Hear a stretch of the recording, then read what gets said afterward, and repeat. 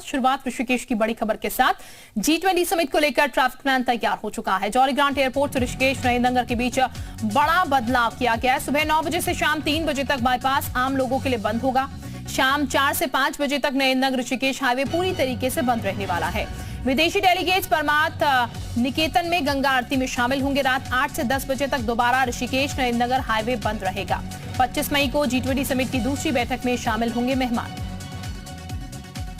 तो डेलीगेट्स को लेकर तमाम तैयारियां जो है ऋषिकेश में कर ली गई हैं। जॉली ग्रांट एयरपोर्ट जो है वो पूरी तरीके से सज चुका है। इसके अलावा ट्रैफिक प्लान जो है वो बना लिया गया है। 9 बजे से शाम तक ट्रैफिक जो है किस तरीके से डाइवर्ट करना है, कहां पर रोक लगानी है, ये तमाम चीजें जो हैं उसको लेकर काम शुरू कर दिया गया है। विशेष तौर पर तैयारियां G20 को लेकर की गई हैं।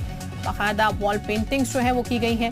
जानकी सेतु की बात की जाए तो जानकी सेतु को बहुत बेहतर तरीके से खूबसूरत ढंग से सजाया गया है, क्योंकि परमार्थ की आरती में भी तमाम जो डेलीगेट्स पहुंचेंगे वो शामिल होंगे।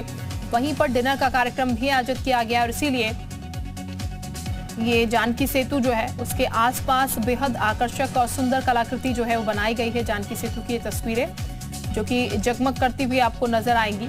खूबसूरती के साथ नजारा जो है वो नजर आ रहा है, यानी कि लाइटिंग जो है वो बहुत सुंदर तरीके से की गई है। जब डेलीगेट्स यहाँ पर पहुंचेंगे तो एक अलग अद्भुत एहसास जो है उन तमाम डेलीगेट्स को यहाँ पर होगा। ऋषिकेश में 25 तारीख से बैठक आयोजित होनी है 27 तारीख तक और 28 तारीख को औनी गांव में ये विदेशी डेलीगेट्स पहुंचेंगे।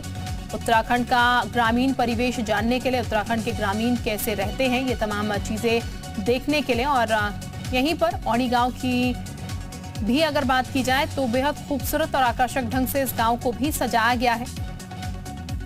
हर घर पर पेंटिंग की गई है और उत्तराखंड के अलग अलग डिस्ट्रिक्ट से तमाम जो स्टूडेंट्स हैं उन्होंने यहाँ पर वॉल पेंटिंग की है। एक अच्छी कलाकृति जो है वो यहाँ पर हर एक घर में आपको उकरी हुई नजर आएगी। इसके साथ गांव के लोग भी उत्साहित हैं, पूरी खुले दिल से स्वागत करने के लिए तैयार हैं। रामानुज इस वक्त हमारे साथ ज्यादा जानकारी के साथ जुड़ चुके हैं, उनका हम सीधे रुक कर लेते हैं। रामानुज, इस वक्त बात की जाए तो डेलीगेट्स अब 25 तारीख से चूंकि ये बैठक शुरू हो जाएगी तो तमाम जो डेलीगेट्स हैं उनका आना अब शुरू होगा। किस तरीके की तस्वीर अभी नजर आ रही है? ट्रैफिक रूल्स को लेकर क्या कुछ बदलाव भी हो चुके हैं? आप बिल्कुल शिल्पा, सबसे पहले आपको बताते हैं कि जॉली ग्रांट एयरपोर्ट से लेकर के ऋषिकेश तक का जो रोड है पूरी तरह से G20 के जितने भी डेलीगेट्स मेहमान आ रहे हैं उनके स्वागत के लिए सजाया गया है। जगह जगह जो है गेट बनाए गए हैं और इसी तरह से बैनर पोस्टर लगाया गया है। और सबसे महत्वपूर्ण बात इस बार की देखने को मिल रही है G20 की कि जिस तरह से सरकार ने तैयारी रामनगर के G20 सम्मेलन के लिए की थी उसी तरह की तैयारी यहाँ पर है। लेकिन जो गढ़वाल मंडल की यहाँ की संस्कृति है, धरोहर है, कल्चर है, उसको भी रूबरू किस तरह से जो डेलीगेट्स हैं उनसे रूबरू कराया जाएगा वो देखने को मिल रहा है। जितने भी मेहमान जॉली ग्रांट एयरपोर्ट पर पहुँच रहे हैं उनका स्वागत किया जाता है, उनका तिलक लगा करके। और जो लोकल नृत्य है, जो कला है, जो संस्कृति है, कलाकार वो सब वहाँ पर अपना प्रदर्शन करते हैं। तो इस तरह से जो सांस्कृतिक छटा है जो वो भी देखने को मिल रही। दूसरी तरफ जो तैयारी है उसके मद्देनजर प्रदेश सरकार ने कहा है चाहे वो ट्रैफिक का हो या फिर सुरक्षा के, उसके पुख्ता इंतजाम किए गए हैं।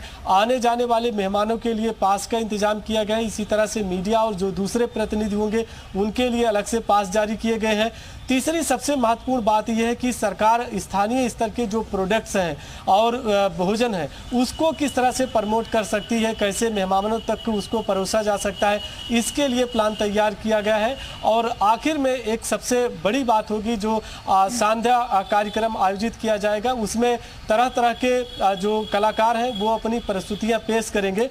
तो पूरी तरह से कहें कि उत्तराखंड की संस्कृति के साथ में मेहमान रूबरू होंगे और उसकी जो कलाएं हैं उनको भी देखने को मौका मिलेगा। तो G20 पर जो चर्चा होगी चाहे वो जलवायु परिवर्तन की है या विश्व से संबंधित दूसरे मुद्दे हैं वो तो होगी, लेकिन जो स्थानीय स्तर की कला और संस्कृति है वो भी इस G20 के सम्मेलन में देखने को मिलेगी।